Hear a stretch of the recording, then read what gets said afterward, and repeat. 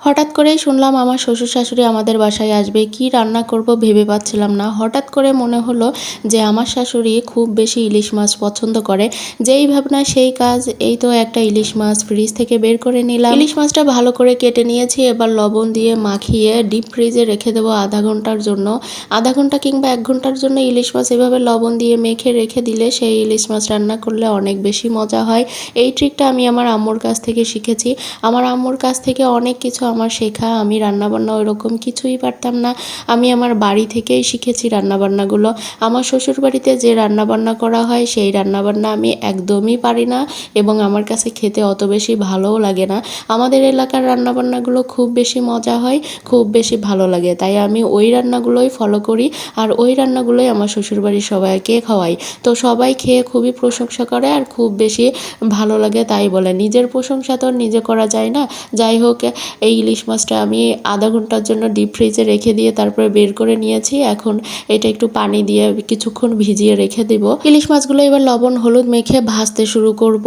আর এই শুধুমাত্র ইলিশ মাছেই কি খাওয়া দাওয়া হয়, এই সাথে তো আরেকটা রেসিপি করতে হয়। এইদিকে আমার বাসায় একদমই গ্যাস থাকে না।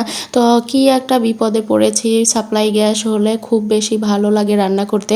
ইন্ডাকশনে রান্না করতে গেলে অনেক বেশি ঝামেলা হয়ে যায়। তারপরেও কিছু করার নেই, একটু সবজিও রান্না করব সাথে। তো ইলিশ মাছগুলো ভেজে নিচ্ছি। এই তো ইন্ডাকশন চুলা জ্বালিয়ে দিয়েছি। ইলিশ মাছটা দেওয়ার পরে আমার হাতে একটু তেল ছিটে পড়েছে। খুব বেশি খারাপ লাগছিল। রান্নাবান্না করতে গেলে গৃহিণীদের আসলে অনেক কষ্ট হয়। রান্নাবান্না জিনিসটা কিন্তু এত সহজ না। রান্না একটা সুন্দর একটা আর্ট।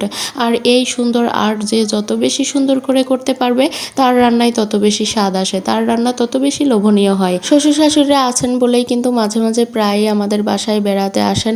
যখন থাকবে না তখন কিন্তু এই জিনিসগুলো অনেক বেশি মিস করব। তাদেরকে অনেক বেশি ভালো করে রান্নাবান্না করে আপ্যায়ন করে খাওয়াতে আমার খুবই ভালো লাগে। যে কোনো মেহমানদেরই আমার মেহমানদারি করতে খুব ভালো লাগে। এই মেহমানদারি জিনিসটা আমি আমার বাড়ি থেকে পেয়েছি।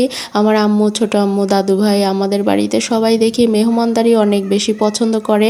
তো যাই হোক, শ্বশুর শাশুড়ি খুব বেশি খুশি হয় আমার এই মেহমানদারি দেখে। মুরব্বীরা যখন বাসায় আসেন তখন মনে হয় বাসাটাতে প্রাণ ফিরে পায়। বাসার মধ্যে একটা অন্যরকম আনন্দ কাজ করে।